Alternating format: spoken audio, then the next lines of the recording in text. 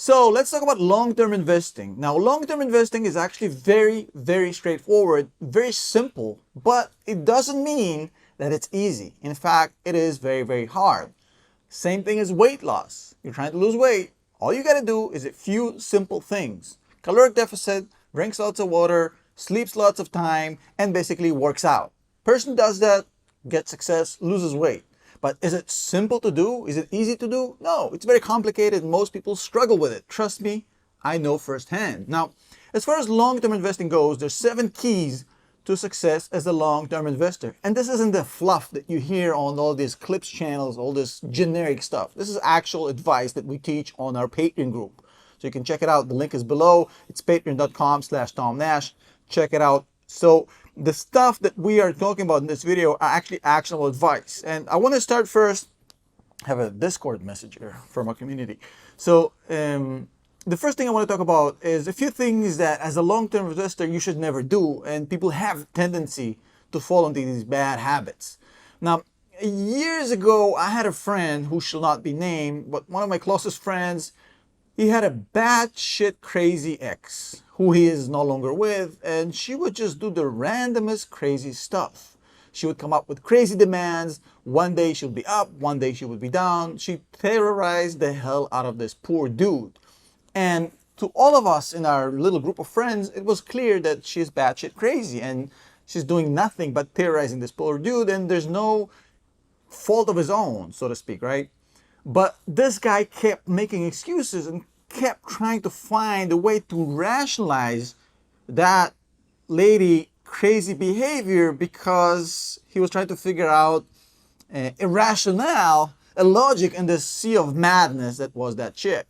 Now, eventually, obviously, he figured it out and he, broke up with her. But I see a lot of investors trying to rationalize crazy markets like we're seeing right now. For example, the AI hype, Nvidia, all this stuff, and there's no rationale. It's very simple. The stock market can remain batshit crazy longer than any of you can stay solvent, and that's something you should never forget. Now, overcomplicating simple shit is the way people get in trouble in the stock market. And I want to apologize for my rough language, and this video is not for kids, but this is a very serious matter, and I'm very passionate about it, and I don't want you to lose your money, so I'm going to be using some foul language. And if you're not cool with that, that's fine, leave. But that's the way I handle business for things I care about. Now, this is the simple philosophy you have to follow as a long-term investor. Let me just mute that real quick. Number 1, do not rush into anything. Build your position in any company you desire over time. There's many potential opportunities in the stock market. There's lots of great companies to invest in. There's no reason for you to chase anything. There's not a single good company you cannot build a position over the course of 3 to 4 years. You should do it slowly over time by dollar cost averaging, taking advantage of red days when people are fearful. Remember what Warren Buffett said, when everybody's fearful, I'm greedy.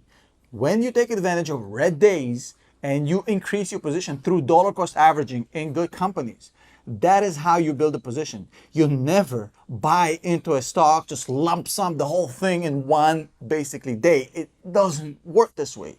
Patience, building your position piecemeal, every little time, over time. That's the way you do it. Because rushing into things is a bad idea.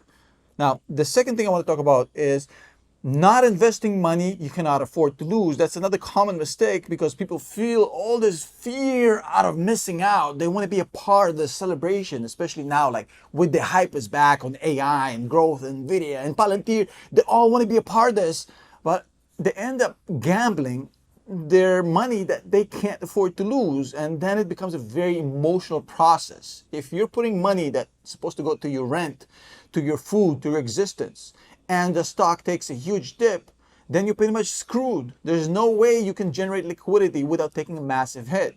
Now, when you're investing money that's essentially free cash flow for you, money that was supposed to just be in the bank, extra money, then you get to be patient with that money because you don't need it tomorrow or in a month or in a week. You get to stay in good companies through the good times and the bad times. Same thing that happened to me with Palantir. When I started investing at 18 and I kept on buying when it went up and I kept on buying when it went down, I had zero urge to sell it when it was $7. I'm not pressed for this money. This isn't the money I cannot afford to lose. With any investment, you have to put that in your brain that whatever happens, this stock and any stock can go to zero. And if that happens, that shouldn't affect your life. If you can't afford to have that mentality, don't invest.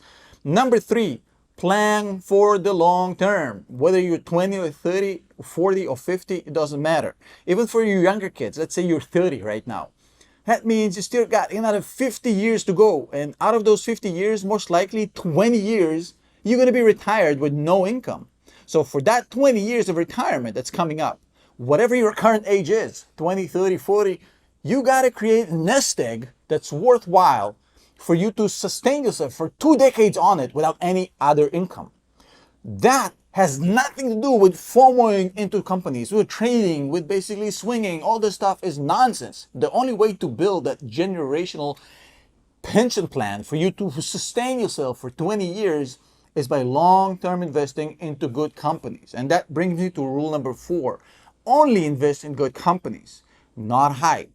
When you invest in good businesses with good management, with good margins, with pricing power, with a good balance sheet, with not a lot of debt, with a lot of cash, companies that know what they're doing in an industry that has a future, when you've done your homework, that gives you an extra advantage, because when that stock gets mispriced by an irrational market that works on 6 to 12 months increments, you get to stay in and basically relax, drink your Mai Tai on the beach and just chill and wait it out. Exactly what can happen with Palantir. Now, number 5, stay the course, keep on buying. Now, look, there's this very famous study that was done, 3 types of investors, 2000, 2008, and 2020. 3 basically market crashes. And these 3 investors all invested $100 each month starting from 1999. Now, one investor would stop putting in money whenever the stock went 10% below the previous all-time high. The second investor would put in $100 no matter what. And the third investor would double down and put $200 a month whenever the stock or the S&P 500 went below the all-time high by 10% or more. And he would only start reinvesting $100 only when the stock market, or in this case the S&P 500, went up back to the all-time high. So essentially, this was the perfect implementation of the bloodbath theory, right? Warren Buffett. Whenever everybody is fearful, I'm greedy. So out of these 3 investors, the one that was doubling down when the market went 10% below the all-time high, the previous all-time high, this guy did a whopping 225% in 20 years. The second guy, who just kept investing $100 no matter what, just ignored everything, did 192%. Very close. And the third guy, who only invested when the stock market went above the minus 10% of the previous all-time high, the cautious guy, he did only 123% over the course of 20 years. So you see what I'm talking about, all this stuff. It's absolutely meaningless. You have to keep investing in the companies you believe in at all times, and whenever they sell off, you double down. And right now, for example, everybody's hyped about AI, NVIDIA, all this stuff. People are dumping dividend stocks, value stocks. This is where the value is right now. This is the mispriced stuff. The people, people hating on this stuff. This is where you find the golden nuggets, the gems. Now, number 6, if you missed the boat on a certain stock, let's say an NVIDIA, forget about it.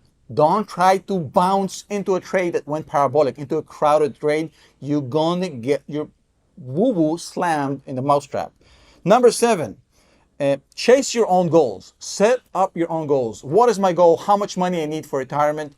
Set that as your plan. Chase that. Forget what the market is doing. Forget what YouTubers are saying. Forget what your friends are making. Chase your own goals. Compare yourself to yourself. And that's the only thing you need to be considering. How do I get to my retirement plan? That's it. Whether you're making 10% or 15%, the market is going crazy, forget about it. Focus on yourself. Now, before I let you guys go, if you want to learn more about our investing strategy, long-term investing, join our Patreon community. The link is going to be below, patreon.com/Tom Nash. It's $5 per month. We have a dedicated Discord server with 4,000 members, which meet every single day, talk about lots of stocks, lots of strategy. We cover all this stuff in depth, way better than I did in this video. Trust me, you want to join, you want to be a part of this. We would love to see you there. We have twice a week a Zoom call. We have voice chat, hangouts. the works. Join, I'd love to see you there. And always, there's a link below to join my platform, Stock MVP, the best stock research platform to give you the tools to actually research stock properly. Use the code LAST50 to get it 50% off. The link is below. See you next video.